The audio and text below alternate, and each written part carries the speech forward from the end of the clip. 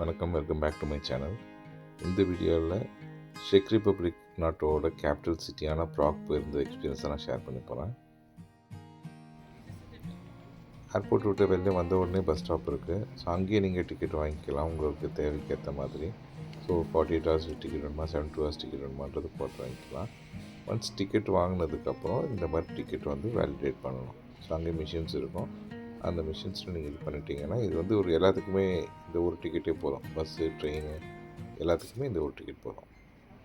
So validate ஆகிடுச்சு. இப்போ நான் இந்த டிக்கெட் வச்சு என்னால் வந்து ஒரு 3 நாள் நான் மொத்தமாக எங்களால் ட்ராவல் பண்ணிக்க முடியும் பஸ்ஸு, ட்ரெயின்லலாம். ஸோ இப்போ நான் பஸ் ஏறி முதல் ஸ்டாப்பு வந்தாச்சு. அதுக்கப்புறம் இங்கேருந்து நான் ஒரு ட்ரெயின் பிடிச்சி என்னோடய ரூமுக்கு போக வேண்டியது இருந்தது. ஸோ இதுதான் ரயில்வே ஸ்டேஷனு. இந்த ஸ்டேஷனுக்குள்ளார என்ட்ரு ஆகிறதுக்கு எங்கேயுமே வந்து கேட்லாம் கிடையாது. டிக்கெட் செக் பண்ணுறதுக்கு, வேலிடேட் பண்ணுறதுக்கெல்லாம். ஸோ நம்ம ஊர்லலாம் டிக்கெட்டு வச்சா தான் கேட் திறக்கும். இங்கே அதெல்லாம் கிடையாது. ப்ராக்ல இந்த அண்டர் கிரவுண்ட் ட்ரெயின்ஸ் வந்து ஆல்மோஸ்ட் எல்லா ஏரியாவுமே கவர் பண்ணுற மாதிரி தான் வச்சுருக்காங்க. ட்ரெயின் எல்லாமே ரொம்ப ஃப்ரீக்வெண்ட்டாக இருந்தது.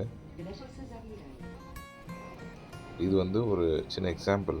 இந்த எவ்வளோ ஆழத்தில் இந்த வந்து ரயில்வே ஸ்டேஷன் இருக்குது அப்படின்ட்டு. இப்போ நீங்கள் பார்த்தீங்கன்னா தெரியும், இவ்வளோ ஹைட் நான் ட்ராவல் பண்ணி மேலே வந்துட்டு அதுக்கப்புறம் மறுபடியும் இன்னொரு எஸ்கலேட்டர் வச்சு நான் ஏறணும். ஸோ இந்த அளவுக்கு வந்து ஆழத்தில் அந்த ரயில்வே ஸ்டேஷன்ஸ் இருக்குது.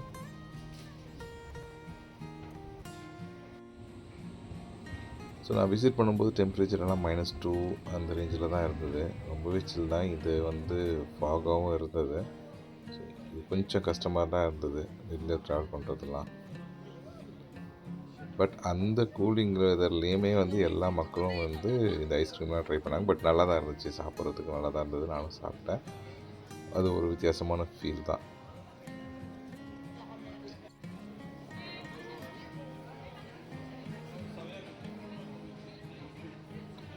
இது எல்லாமே இந்த மாதிரி சாக்லேட்ஸ் நிறையா இருந்துச்சு. இது வந்து டிஃப்ரெண்ட்டான சாக்லேட்ஸ் தான் இது. இது நம்ம அந்த பஞ்சு மிட்டாய் மாதிரி வித்தியாசமான இந்த சாக்லேட்ஸ் தான் இது எல்லாமே. சின்ன வயசில் சாப்பிட்ட ஞாபகம் இருக்குது. ஜவ்வு மிட்டாய் மாதிரி சொல்லுவாங்க அதை. இது வந்து பார்த்திங்கன்னா இந்த போதைப் பொருள் அந்த மாதிரியான விஷயங்கள் இதெல்லாம். ஸோ அங்கெல்லாம் இது மாதிரி லீகல் தான். ஆனால் அவங்க வந்து எல்லாத்தையும் விற்க மாட்டாங்க. ஒரு சிலது எல்லாமே பேண்டாக இருக்கும், மிச்சதெல்லாம் இருக்கும். அது வீடு எல்லாமே இங்கே கிடைக்கும். ஸோ இது இன்னொரு ஐஸ்கிரீம் கடை. இந்த டைம் எல்லாம் பார்த்தீங்கன்னா அரௌண்ட் ஒரு 11:30, 12க்கு மேலே ஆயிடுச்சு. அப்பயும் வந்து மக்கள் இங்கே நடமாடிட்டு தான் இருந்தாங்க.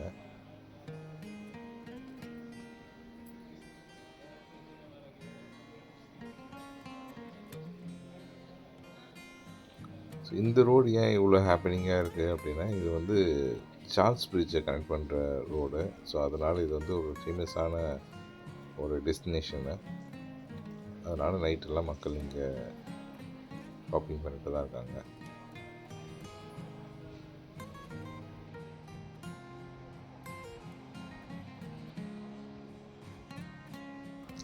இந்த டப்பா பார்த்தீங்கன்னா சந்தானம் அண்ட் ஆர்யா நடித்த சேட்டைன்னு ஒரு படத்தில் இந்த மாதிரி ஒரு டப்பா தான் வரும். ஸோ அதை பார்த்தோன்னே அந்த ஞாபகம் வந்தது. ஸோ இதுதான் இந்த சார்ல்ஸ் பிரிட்ஜ்.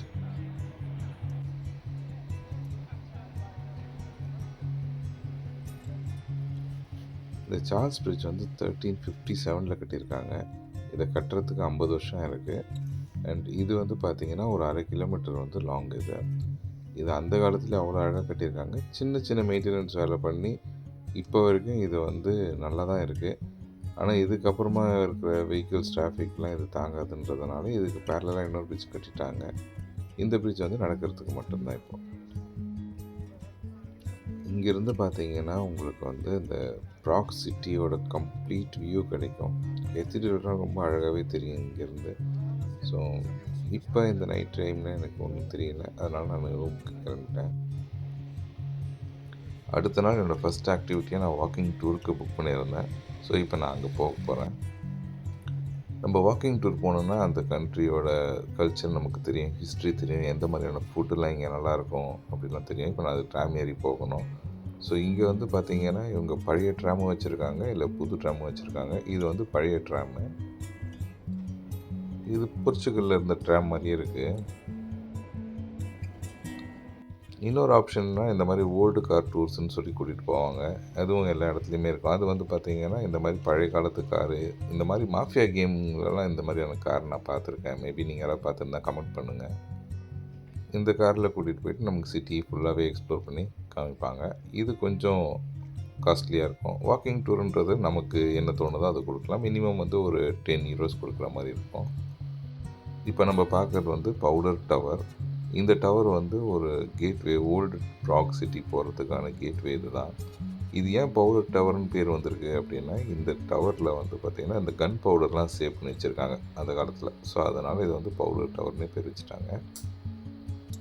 இப்போ வந்து ரெனோவேஷன் போயிட்டுருக்கு. அதனால் அந்த இமேஜ் மட்டும் அப்படி வச்சுருக்காங்க. எப்படி இருக்கும் அப்படின்ற இமேஜ் மட்டும் அப்படி வச்சுருக்காங்க. ஒரிஜினலி இந்த பவுடர் டவர் இப்படி தான் இருக்கும். இப்போ அது ரெனோவேஷனுக்காக க்ளோஸ் பண்ணி ஒரு ஸ்க்ரீன் மாதிரி போட்டு வச்சுருக்காங்க. ஸோ இது பக்கத்தில் தான் நம்ம டூர் கைட் வெயிட் பண்ணுறாங்க. ஸோ இப்போ பார்த்தீங்கன்னா தெரியும், அந்த கொடை வச்சுருக்கவர் தான். அந்த கொடையிலே ஒரு நம்பர் இருக்கும் 100ன்ட்டு. ஸோ அதை வச்சு தான் ஐடென்டிஃபை பண்ணிக்கணும்.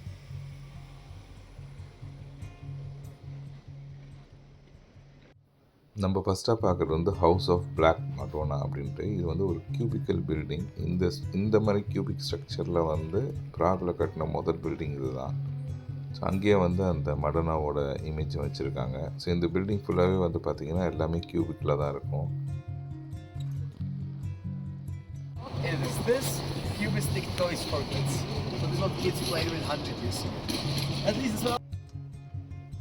இந்த பில்டிங்கில் ரெஸ்டாரண்ட் அண்ட் வந்து பார்த்திங்கன்னா மியூசியம் இருக்குது. அண்ட் இங்கேயே வந்து ப்ராடக்ட்ஸும் விற்கிறாங்க.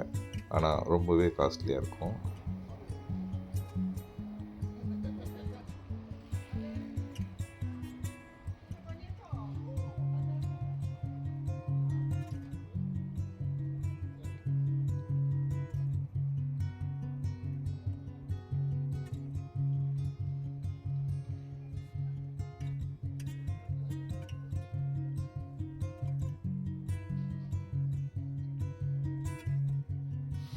இதுதான் சார்ல்ஸ் யூனிவர்சிட்டி. செக் ரிப்பப்ளிக் கண்ட்ரியில் ஆரம்பித்த முதல் யூனிவர்சிட்டி இது தான். இது 1358 ஸ்டார்ட் பண்ணியிருக்காங்க. அண்ட் இப்போ வரைக்கும் இது வந்து டாப் 250 யூனிவர்சிட்டிஸ் ஆஃப் த வேர்ல்டில் இதுவும் ஒன்றா இருக்குது. இப்போ நம்ம பார்க்குறது வந்து ஒரு தியேட்டர். இந்த தியேட்டரை விட இங்கே ரொம்ப ஃபேமஸாக இருக்கிறது அப்படின்னு பார்த்தா இந்த ஒரு சிலை தான். இட்டாலியிலேருந்து ஒரு ஒயிட் மார்பிள் எடுத்துகிட்டு வந்து அதில் இந்த சிலையை வந்து வடிவமைச்சிருக்காங்க. இது வந்து பார்த்திங்கன்னா ஒரு ஆள் மேலே துணி போத்துன மாதிரி இருக்கும். ஆனால் அந்த ஆளோட முகமோ எதுவுமே தெரியாது, எதுவுமே இருக்காது. இந்த சிலை வந்து அமைதி, ஒற்றுமை, இது 2 மட்டும்தான் இந்த சிலை வந்து குறிக்குது. இதே மாதிரி ஒரு சிலை சால்ஸ்பர்க்ன்ற ஒரு ஏரியாவில் ஆஸ்திரேலியாலையும் இருக்குது.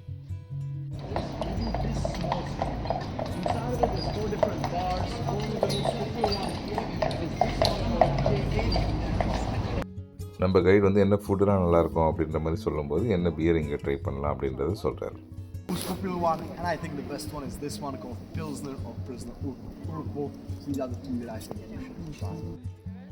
இப்போ நான் இருக்கிறது ஜான் லெனன் வால்.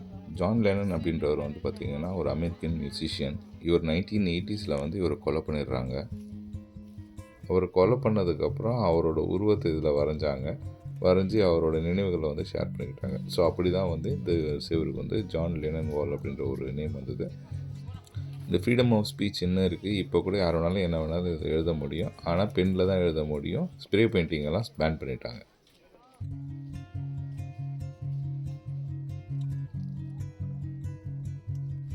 இது வந்து ரொம்ப பழமையான ஒரு வாட்டர் மில். இதில் என்ன நடக்குது அப்படின்னா, இந்த தண்ணி போகிற வேகத்தில் அந்த வீல் வந்து சுற்றிக்கிட்டே இருக்கும். ஸோ இதை வந்து எதனா கிரைண்டிங் பர்பஸ்க்கு எதனா அரைக்கிறதுக்கெலாம் இதை யூஸ் பண்ணிக்கலாம்.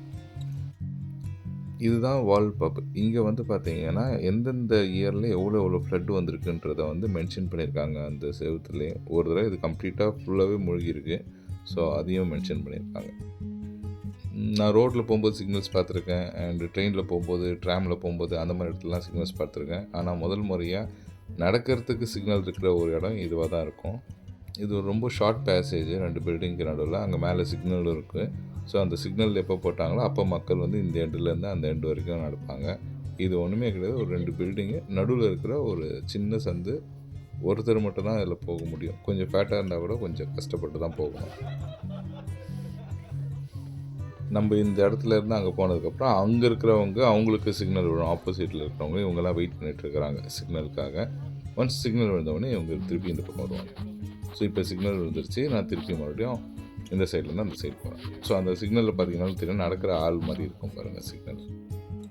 உலகத்திலே அதிகமான மதுப்பிரியர்கள் இருக்கிற நாடு இந்தியாவாக இருக்கும் அப்படின்னு நீங்கள் நினைப்பீங்க. ஆனால் இல்லை. உலகத்திலேயே அதிகமாக ஒரு தனி நபர் குடிக்கிற பியர் அப்படின்னு பார்த்தீங்கன்னா செக் ரிப்பப்ளிக்கில் தான் இருக்குது. ஆவரேஜாக அவங்க வந்து 198 லிட்டர்ஸ் குடிக்கிறாங்க ஒரு வருஷத்துக்கு ஒரு பர்சன். ஸோ இந்த பில்ஸ்னர் அப்படின்ற பியர் வந்து பார்த்திங்கன்னா ரொம்ப ஃபேமஸ். இது வந்து செக் ரிப்பப்ளிக்லேருந்து தயாரிக்கிறது. அண்ட் இது உலகம் பூராவும் கிடைக்குது. இவனுங்க வந்து இந்த பியர் வந்து தான் தயாரிக்கிறானுங்க. ஆனால் இவனுங்க அதோடு சேர்த்து மற்ற ப்ராடக்ட்ஸும் விற்கிறானுங்க. அதாவது ஒரு ஓப்பனராக இருக்கட்டும், ஒரு ஸ்வெட்டர்ஸு, ஒரு ஷர்ட்டு எல்லாமே பண்ணுறானுங்க. இது ரொம்ப பெரிய ஷோரூம் மாதிரி வச்சுருக்காங்க. ஆனால் அந்த பியரோட குவாலிட்டி எல்லாமே நல்லா தான் இருக்குது. கண்டிப்பாக நீங்கள் வந்தீங்கன்னா ட்ரை பண்ணுங்கள். ஸோ நம்ம அடுத்ததாக பார்க்க வந்திருக்குது இந்த வீடை தான். இது பேர் வந்து டான்சிங் ஹவுஸ். அதுக்கு ஸ்ட்ரெயிட் ஆப்போசிட்லேயே ஒரு நல்ல அழகாக ஒரு ரெஸ்டாரண்ட்லாம் வச்சுருக்காங்க. இதுக்கு வந்து கப்பல், ஓடாத கப்பலை வந்து ரெஸ்டாரண்ட்டாக மாற்றி வச்சுருக்காங்க. இந்த பில்டிங் வந்து பார்க்கும்போது 2 பேர் டான்ஸ் ஆடிட்டு நிற்கிற மாதிரி இருக்கும். இதில் வந்து இப்போ ஆஃபீஸஸ்லாம் வச்சுருக்காங்க. இது நிறைய ஆஃபீஸஸ்க்காக தான் யூஸ் பண்ணிகிட்ருக்காங்க இப்போ இந்த பில்டிங்கை. அண்ட் இது இப்போ கொஞ்சம் பாப்புலர் ஆகிட்டு இது வந்து ஒரு டூரிஸ்ட் டெஸ்டினேஷனாக மாறிடுச்சு. முதல் முறையாக யூரோப்பில் ஒரு இந்தியன் ரெஸ்டாரண்ட் நல்லா இருக்குது அப்படின்னா அது இந்த ரெஸ்டாரண்ட்டாக தான் இருக்கும். இந்தியாவில் மட்டும்தான் இந்தியன் ரெஸ்டாரண்ட்ஸ் எல்லாமே ரொம்ப நல்லா டேஸ்ட்டாக இருக்குது. ஆனால் வெளியில் வந்தால் இந்தியன் ரெஸ்டாரண்ட்ற பேரில் வந்து கொலை பண்ணி வச்சுருப்பானுங்க. நல்லாவே இருக்காது, வாயிலே வைக்க முடியாது. பட் இந்த ஹோட்டல் வந்து ரொம்பவே நல்லா இருந்தது. டேஸ்ட் வைஸாக இருக்கட்டும், ப்ரைஸ் வைஸாக இருக்கட்டும், அண்ட் லொக்கேஷனும் வந்து சிட்டிக்கு ரொம்ப பக்கத்தில் இருக்குது. இன்கேஸ் நீங்கள் வந்து கொஞ்சம் நல்லா இந்தியன் ஃபுட் சாப்பிட்ணுன்னு நினச்சிங்கன்னா கண்டிப்பாக வாங்க. நானும் வந்து ரிவ்யூஸ் பார்த்துட்டு தான் வந்தேன், பட் என்னை ஏமாற்றலை, நல்லாவே தான் இருந்துச்சு. இந்த வீடியோ உங்களுக்கு பிடிச்சிருக்கோன்னு நம்புகிறேன். கண்டிப்பாக லைக் பண்ணுங்கள், ஷேர் பண்ணுங்கள், சப்ஸ்கிரைப் பண்ணுங்கள். மறுபடியும் நான் நெக்ஸ்ட் வீடியோவில் உங்கள் எல்லோரும் மீட் பண்ணுறேன். Thank you all.